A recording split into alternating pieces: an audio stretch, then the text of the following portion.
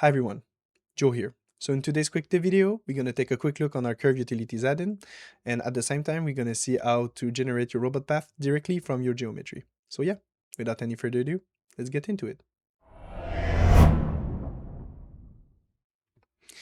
Alright, so first thing first, let's install the add-in itself. So go into public library here, add-ins, and Curve Utilities. Simply click on open. You could also download it and execute the RDKP file. So it's going to be simpler to click open. I click on open here. A little pop-up should show up like this, and you choose in which storage you want, either user or global. I didn't click on it since on my side it's already been installed. So all right, we have three different examples of curves here that have been imported in advance.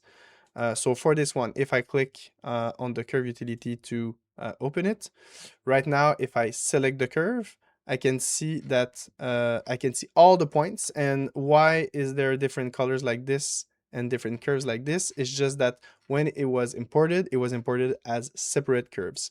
So let's say this is not what you want, and you want to have all the curves combined. You can select them here. Let's select them all. Simply click on transform and merge curves. So right now it is only one curve. As you can see, there's only one color. What you would want to do that is if you have multiple curves, when you're going to create a curve follow project, it's going to create retracts automatically. That's not something you want usually for this type of trajectories, so we merge them. So let's create a curve follow project. So utilities curve follow project here. I'm selecting the curve, so I'm just selecting the curve we just created, just edited, sorry, earlier. I click done, update to see if everything is reachable. I have only one retract and one approach. I click simulate, and as we can see, we can reach everything. All right, second example.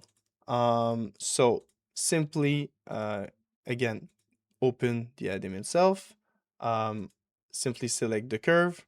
For this one, let's say I would like to have a curve that is following the edges here instead of the edge here. It is not possible to select. So what you would do is you would offset tangent to the surface. So I can select my points here. I'm gonna create a copy just to make sure. So that's something you can do also. So copy here, paste. It's going to create a separate curve here. It's just the same points that have been copy pasted. We're going to go in transform. We're going to go tangent. So it's going to move, it's going to offset the curve tangent to itself. So I'm going to do 50 millimeters here. Right now, we cannot see the points because they are underneath the part itself. So we can see it right now like this. I'm going to put it visible again. All right. So what we would want to do is to offset them through their normals. So along their normals, sorry. So offset curves points along normal here. For this example, I've already made it in the past, so I know it's -9 since it was the opposite way, but you can adjust it along the way. So if -9 for this example would not have been enough, I could go back here and edit it again. I'm just gonna put it -1 again, so we are at the right position. All right, right now the normals are not pointing up, so I can select it again. Right now I select them, I click transform, flip normals. All right, so now they are pointing up. And from there, if I want the points to be perpendicular to the surface, I would need to do another transform. So let's select the point again, transform, and I can set normals tangent to the surface. So I will do tangent, and I will do a 45-degree angle. So as we can see, we have a 45-degree angle here. So if I were to right now exit this, utilities, curve follow project, again, select curve, simply select the curve and click done. If we go on update and simulate, we can see that the robot can reach everything. All right, so for the last example, we're gonna do the gear here. So the gear curve is the profile of the gear head here. For this example, let's say that you are not happy with the number of points. You need more points between all the different curves here. That's something you can do with the curve utilities too. So let's open the curve utilities, make sure that you select the right curve.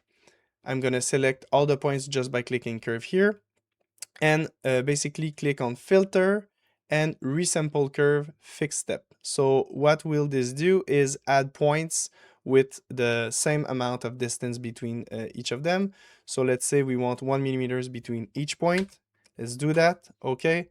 So right now we can see that all the points are separated per 1 millimeter, and they are everywhere on the curve. As we can see, they are not all pointing up. So what I can do is select again all the points. I can do transform and as before, flip normals. So now they are all pointing up. All right, so again, utilities, curve follow project, select your curve. I'm gonna select the curve we just created here. Oh, propagate selection. If you don't select this, it's only gonna select a section. So reset selection, propagate, and now if I click, it's gonna select all the curve. If I click done, update, and then simulate, we can see that the robot is following all the points here. So that's basically it. All right, so that was it for today. See you in the next one.